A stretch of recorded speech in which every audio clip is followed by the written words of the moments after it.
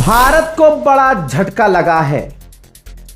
2 हफ्ते पहले जब मैंने इंटरनेशनल एक प्राइम टाइम किया था उसके अंदर मैंने आपको बता दिया था कि बांग्लादेश, देखिए हमारी विदेश नीति का बेड़ा गर्क है और ये बार बार चीज़ें सामने आ रही हैं।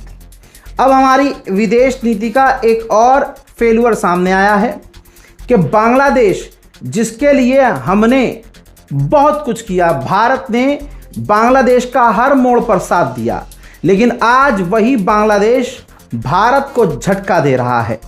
मोदी सरकार चाइना के आगे नतमस्तक है और चाइना से हाथ मिला रही है और चाइना पीछे रहकर हमारे आजू बाजू वाले देशों को मजबूत करके हमारे खिलाफ खतरा बना रहा है।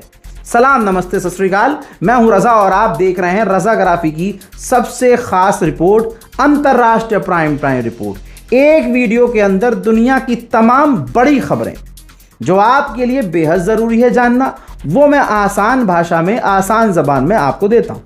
ठीक, अब मामला क्या है? बांग्लादेश के जो नए प्रधानमंत्री हैं, उन्होंने प्रधानमंत्री बनते ही भारत का दौरा नहीं किया, ये हमारा फेल्यूर है। उन्होंने चुना चाइना को और ये रही वीडियो, वो पहुंचे चाइना, ठीक है। और चाइना पहुंचने के बाद उन्होंने डील कर ली। तारिक रहमान जो बांग्लादेश के प्रधानमंत्री हैं, शी जिनपिंग से मुलाकात की और सीधा जो बांग्लादेश का दूसरा सबसे बड़ा मोंगला पोर्ट कल तक जो भारत के पास था, वो चीन को दे दिया। हजरात, मामला यह है कि बांग्लादेश के तारिक रहमान सरकार ने रणनीतिक रूप से अहम मोंगला पोर्ट के पास इकोनॉमिक जोन बनाने के लिए चीन के साथ एक डील की है। पहले यह जगह भारत के लिए दी गई थी, मतलब फाइनल किया गया था कि हम भारत को देंगे, लेकिन मोहम्मद यूनुस के शासन काल में इसे वापस ले लिया गया था। दोस्तों, इस समझौते पर तारिक रहमान की मौजूदगी में साइन भी हो चुके हैं। जो अपनी राजकीय यात्रा पर बीजिंग में थे, बांग्लादेश के अहम रणनीतिक क्षेत्र का चीन के हाथों में चला जाना भारत के लिए सबसे बड़ा झटका है। यह प्रोजेक्ट बंगाल की खाड़ी और दूसरे हिंद महासागर में चीन की बढ़ोतरी को और बढ़ा देंगे और रणनीतिक मजबूती देंगे। चाइना ने पाकिस्तान के ग्वादर से लेकर पूर्वी अफ्रीका में जिबूती तक बंदरगाहों में पैसा खर्च किया है ताकि ज्यादा से ज्यादा समुद्र में भारत को और तमाम दुनिया के देशों के लिए टक्कर बनने का काम करे। चीन कहीं भी कमजोर न पड़े।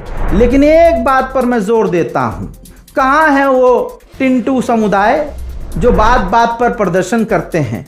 अपने फाफा से पूछते क्यों नहीं कि ये चाइना जो पाकिस्तान को हथियार पे हथियार दिए जा रहा है, म्यांमार को हथियार दे रहा है, बांग्लादेश को हथियार दे रहा है, हमारे दुश्मनों को मजबूत कर रहा है, और तुम आरएसएस भक्त, तुम देश के गद्दार चाइना से नॉर्मलाइजेशन कर रहे हो। वाह रे भैया वाह। बांग्लादेश के प्रधानमंत्री ने चाइना के राष्ट्रपति से मुलाकात की, तो दूसरे पॉइंट पर आप ध्यान देंगे तो ये देखिए, खुद हिंदूवादी अखबार ने लिखा है, लेकिन गोदी मीडिया का कोई एंकर, मोदी की जो बेटी बनती हैं, मोदी के जो प्रवक्ता हैं, वो ये बात नहीं बताएंगे कि बांग्लादेश में विदेशी दखल रोकने में चाइना मदद करेगा।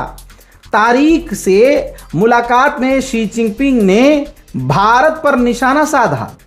ढाका में अब तनाव होगा, भारत और बांग्लादेश में अब भैया तनाव पैदा चाइना ने कर दिया है। तीसरी बात, चाइना ने म्यांमार और बांग्लादेश कॉरिडोर, एक रास्ता बनाने की बात की है जो बांग्लादेश से होता हुआ म्यांमार और चीन तक जाएगा।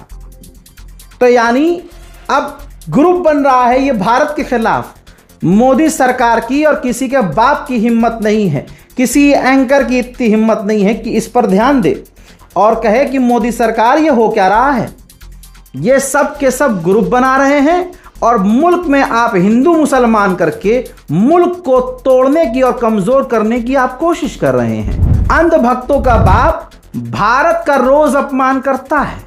अभी तक जब भारतीय हिंदू मारे गए स्ट्रेट ऑफ हॉर्मुज में, अंधभक्त का एक बेटा मारा गया जो मोदी भक्त था, जो गाजा के जेनोसाइड पर बड़ा खुश होता था, इजराइल को सपोर्ट करता था, उसका जवान बच्चा बड़े दुख के साथ, हर बार मैंने ये बात बोली है और आवाज उठाई है, अंधभक्त या औलाद के मारे जाने पर मैं as a Muslim, as a reporter सवाल उठाता रहा, लेकिन किसी हिंदू पत्रकार ने, हिंदू नेशनलिस्ट ने सवाल नहीं उठाया कि मोदी जी आपने उन पर नाम तक नहीं लिया। हिंदू मारे गए, मोदी की इतनी हिम्मत न हुई कि नाम ले सकें अपने भारत के जवानों का, अपने भारत के बच्चों का। इसे कहते हैं पीक अंधभक्ति, कि फिर भी आंख नहीं खुल रही है। और यहां जब भारत के जहाज पर हमला किया था, भारत के टैंकर पर जब अमेरिका ने हमला किया था, उसी दौरान डोनाल्ड ट्रंप से आमने सामने जब मुलाकात होती है तो बड़ा वायरल किया गया कि अरे मोदी की बॉडी लैंग्वेज से डोनाल्ड ट्रंप घबरा गया। डोनाल्ड ट्रंप ने परी बोल दिया, अरे एंजल बोल दिया, तो एंजल का मतलब परी। वो मोदी का मजाक सरकाज़म में उड़ा रहा है, क्या कर रहा है तुम्हें नहीं पता, लेकिन अंजना ओम मोदी, मतलब अंजना ओम कश्यप, चीथड़ा त्रिपाठी और वो चचा कपूर, अरे रूबी का चचा, हाँ, साड़ी पहन के उस दिन 11 किलो एक्स्ट्रा मेकअप करके पार्लर से तैयार होके आई थी कि हमें मोदी की बॉडी लैंग्वेज एक्सप्लेन करनी है, लेकिन फैक्ट पर बात नहीं करेंगी। आज फिर से अमेरिका ने भारत को ब्लैकमेल किया है। देखिए, भारत, हम 5th जनरेशन का एडवांस फाइटर जेट बना रहे हैं, लेकिन सो कॉल्ड वो ना मेक इन इंडिया, हाँ, आपको पता है मेक इन इंडिया क्या है? कुछ भी नहीं है। अगर मेक इन इंडिया है तो भारत फाइटर जेट के इंजन क्यों नहीं बना पा रहा है? तो हमें, हाँ, 2014 से मोदी सरकार है, लेकिन फाइटर जेट के इंजन हम नहीं बना पा रहे हैं। आत्मनिर्भर, काहे का आत्मनिर्भर? हाँ, इतना आत्मनिर्भर हुआ है कि राम मंदिर के नाम पर हिंदुओं से लो, आस्था के नाम पर चंदा लो और खुद लूट के भाग जाओ। और जब सवाल उठे तो नेताजी कहें कि अभी सवाल ना करो, प्रेशर बना तो भले ही FIR हुई हो। लेकिन आप ये देखिए कि अब यही समुदाय जो दादा मानते हैं डोनाल्ड ट्रंप को और बड़े भक्त बनते हैं, एक बार फिर से अमेरिका ने भारत को ब्लैकमेल किया है। भारत को 5th जनरेशन का फाइटर जेट जो बनाना है, उसके लिए इंजन अमेरिका से लेने हैं। आपकी स्क्रीन पर यह रहा सबूत। तेजस के बाद जो हम 5th जनरेशन का फाइटर जेट बना रहे हैं, अमेरिकी कंपनी ने इंजन के हमसे 3 गुना ज्यादा पैसे मांगे हैं। यानी जो कीमत है उससे 3 गुना ज्यादा कि 5th जनरेशन के फाइटर जेट बनाओगे। अच्छा बेटा, भारत होके हैं 5th जनरेशन के, लाओ भैया 3 गुना पैसा देना पड़ेगा, तभी तुम हमसे फाइटर जेट के इंजन ले पाओगे। ये ब्लैकमेल भारत को करना नहीं तो क्या है? क्या यही है भारत की इज्जत अमेरिका की नज़रों में? लेकिन कोई भी पैखाना खोर, कोई भी पेशाब पीने वाला इस पर सवाल नहीं करेगा। भाई, जिनके खून में गद्दारी हो, वफा की उम्मीद उनसे कैसे करोगे? ये बीजेपी, ये देश में क्या क्या चल रहा है, इनसे वफा की उम्मीद करोगे? पाकिस्तान मुसलमान इस्लाम के नाम पर हिंदू सीधे साधे लोगों को बेवकूफ बनाकर, मुद्दों से भटकाकर, वोट हासिल करके या वोट चुराकर ये सत्ता बनाकर बैठे हुए हैं। ये रहा अखबार, इनकी औकात ये है। भाई, श्रीलंका के अंदर राम माधवन जो RSS का एक पूर्व लीडर है, ठीक, ये समझ लीजिए बीजेपी का नेता है। भाई, अखबार ने छापा है, अंग्रेजी अखबार में छपा है कि श्रीलंका में पाकिस्तान की डेलीगेशन से बीजेपी के नेता ने मुलाकात की। और भाई, बैक चैनल से बात हो रही है, बिल्कुल हो रही होगी, क्योंकि RSS के नेता इस बात को कहते हैं। बहरहाल, फिर भाई उस आर्टिकल को राम माधवन ने शेयर करते हुए सफाई दी है कि भैया हम तो किसी और मुद्दे के लिए गए थे और किसी और मुद्दे पर बात करके आए हैं, पाकिस्तान से हमने कोई मुलाकात नहीं की है। लेकिन सच्चाई सबको पता है कि देश के गद्दार कौन है। लेकिन जब गद्दार सत्ता में बैठे हों तो ईमानदारों को गद्दार कहा जाएगा। अब इन्होंने तो सफाई दे दी कि नहीं नहीं ऐसा नहीं है, हाँ जनता जैसे चू है। अभी मैं इनकी खोलता हूं अच्छे से। अरे बाप रे, ये तो धोती खोल रहा है। पूरी खोलेंगे, रुकिए भाई। ये मुलाकात आजकल की है, ये लेटेस्ट खबर है कि इन्होंने पाकिस्तान से श्रीलंका में जाके बात की और पकड़े जाने पर ये मुकर गए। अब आरएसएस आइडियोलॉजी क्या है? 14 जून 2026, ज़्यादा पुरानी बात नहीं है, अभी कुछ दिन पहले की बात है। 14 जून 2026 को ये देखिए एबीपी ने क्या खबर क्रैक की कि आरएसएस के जो चीफ है मोहन भागवत, उन्होंने कहा कि अगर पाकिस्तान को हराना है तो बातचीत के दरवाजे खुले रखने होंगे। खुल गया, खोल दी धोती अच्छे से। ये है औकात इनकी, ये है इनकी असलियत, ये है इनकी देशभक्ति। और इसके इस बयान के बाद आरएसएस बीजेपी के नेता श्रीलंका में जाकर पाकिस्तान से मुलाकात करके आता है, बातचीत करके आता है और फिर यहाँ पकड़े जाने में पलट जाता है कि नहीं नहीं ऐसा कुछ नहीं है। ये है इनकी देशभक्ति। और क्या कहा कि पाकिस्तान को हराना है तो पाकिस्तान से बातचीत जारी रखनी होगी। लॉजिक है इस बात में? क्या लॉजिक है भाई? ये तो वही वाली बात हो गई कि भाई साहब अगर अपनी इज्जत कार्यों से बचानी है तो उनके साथ संभोग प्यार से कर लेना चाहिए। भाई यही तो बात हो गई।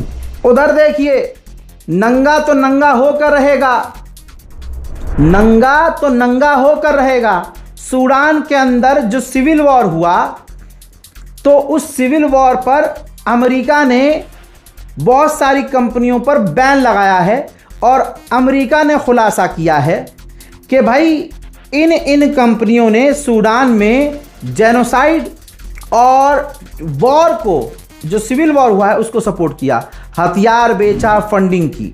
अब ये रही रिपोर्ट, फर्स्ट पोस्ट की रिपोर्ट है। अमेरिका ने भारतीय फर्म्स और भारतीय सीईओ को भी बैन कर दिया है और कहा है कि सिविल वॉर के अंदर जो सूडान में हुआ, भारतीय कंपनियां और भारतीय कंपनियों के सीईओ और मालिक भी शामिल थे। अब अगर है अंधभक्तों के बाप में दम तो ट्रंप का विरोध करके दिखाए। हजरात, अगली खबर यह है कि श्रीलंका को अमेरिका ने एडवांस सैटेलाइट प्रोवाइड की है। खुद दुनिया को हथियार बेचे तो आतंक नहीं है, लेकिन दूसरा अगर पैसा कमाने के लिए पटाखा बेच दे कहीं तो वह आतंकवाद है। वहीं पड़ोसी मुल्क पाकिस्तान के कराची में भीड़ भाड़ वाले इलाके में आतंकी हमला हुआ, जिसमें 6 आतंकवादी और 4 सैनिक मारे गए, कई और लोग बुरी तरह से घायल हुए। इल्ज़ाम पाकिस्तान ने अफगानिस्तान पर, तालिबान पर लगाया और फिर अफगानिस्तान बॉर्डर के अंदर बताया कि हमने घुसपैठ करके ऑपरेशन चलाया, जिसमें हमने 29 से 30 तालिबान के आतंकवादियों को कत्ल किया। उधर भारत पर बड़ा इल्ज़ाम लगाया पाकिस्तान के डिफेंस मिनिस्टर ने।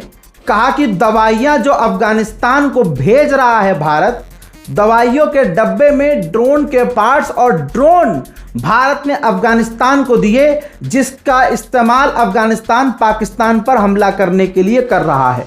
भैया सही है, हम तो हक के भी डब्बे में दे देंगे तो तुम तो यही कहोगे कि भाई ये तो भारतीयों ने जो है परमाणु बम भेजा है हमारे खिलाफ।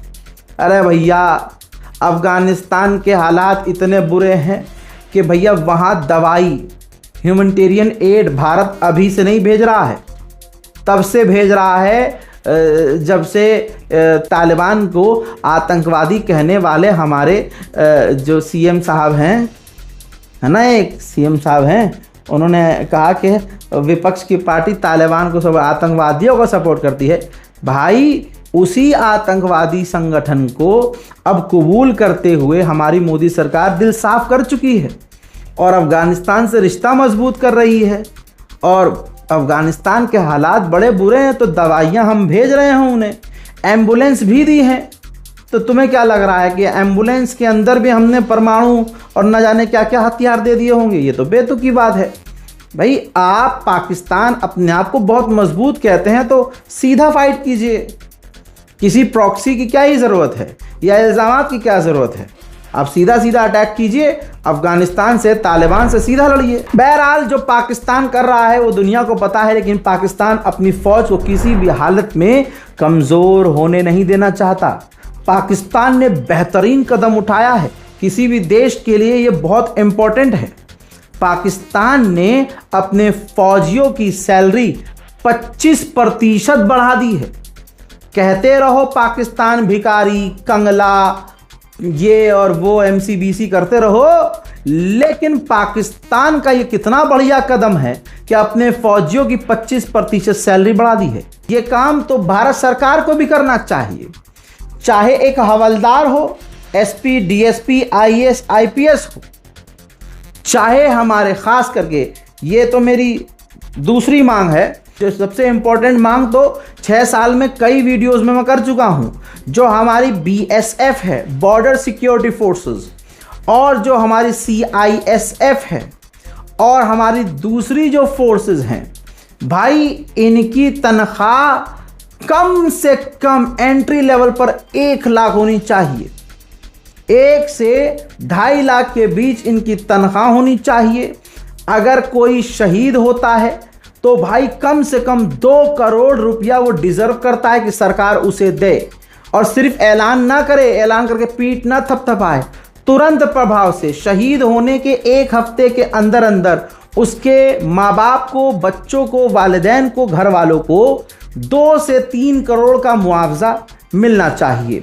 हमारे जितने भी सुरक्षा कर्मी हैं, चाहे वो एयरपोर्ट पर तैनात हों, चाहे वो बॉर्डर पर तैनात हों, चाहे वो देश में तैनात हो, जिसके जिस्म पे वर्दी हो, उसे हमारे देश के द्वारा, सरकार के द्वारा सारी सुविधाएं मिलनी चाहिए। अस्पताल हो, प्राइवेट हो या सरकारी हो, सारा खर्चा फ्री होना चाहिए। सिर्फ वो नहीं, टेंशन यहां से होती है, दिमाग, आदमी बॉर्डर पे खड़ा है और माँ अगर बिस्तर पे है उसकी, तो कहां से उसका दिमाग सेंस में होगा। लिहाजा सिर्फ फौज ही नहीं, फौज के परिवार वालों को भी पूरी सेफ्टी, सिक्योरिटी की गारंटी, उनकी हेल्थ गारंटी सरकार को देनी चाहिए। ये मेरा विनम्र निवेदन है सरकार से। पाकिस्तान जैसा कंगला अपने फौज की सैलरी 25% बढ़ा सकता है, तो हम कम से कम भारत में रहने वाले इतना तो कर सकते हैं, सरकार हमारी इतना तो कर सकती है कि 50% हम अपने फौज की तनख्वाह बढ़ाएं। कमेंट कीजिएगा इस बात पर। वहीं डोनाल्ड ट्रंप तुर्की के लिए कितना नरम है। तुर्की के राष्ट्रपति रजब तैयब एर्दोगान को दोस्त कहता है और दोस्ती का फायदा एर्दोगान को मिल रहा है।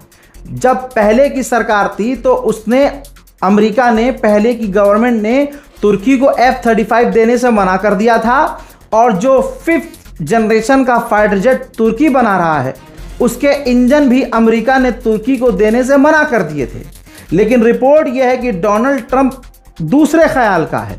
उसने अपनी कांग्रेस से, अपनी पार्लियामेंट को कह दिया है $700 मिलियन के जेट, जो 5th जनरेशन का फाइटर जेट बना रहा है, उसके इंजन के जेट $700 मिलियन के हम तुर्की को देने वाले हैं, और F-35 भी ट्रंप तुर्की को देने की बात कर रहा है। ये तुर्की की बहुत तगड़ी जीत होगी। उधर साउथ कोरिया ईरान के शाहिद ड्रोन की तरह 20,000 सस्ते चीप मिलिट्री ड्रोन बना रहा है, और उनको चलाने के लिए वो 5 लाख लोगों को ट्रेनिंग देगा। हिंदू मुसलमान छोड़ो, मुसलमान कितना तरक्की कर गया कि वो शिया सुन्नी कर रहा है, कमेंट सेक्शन में देख लीजिएगा। उधर चाइना कितना एडवांस हो गया सोचिए। चाइना ने एक ऐसी सैटेलाइट लॉन्च की है जो थर्मल सिग्नेचर और साइन को डिटेक्ट कर सकती है, जिसकी वजह से भारत की पृथ्वी, अग्नि और आकाश जो टॉप एडवांस मिसाइलें हैं, और दूसरे देशों के पास भी जो टॉप मिसाइल हैं, उनको ये चाइना की सैटेलाइट डिटेक्ट कर लेगी, और डिटेक्ट कर लेगी तो भाई वो रोक भी लेगा।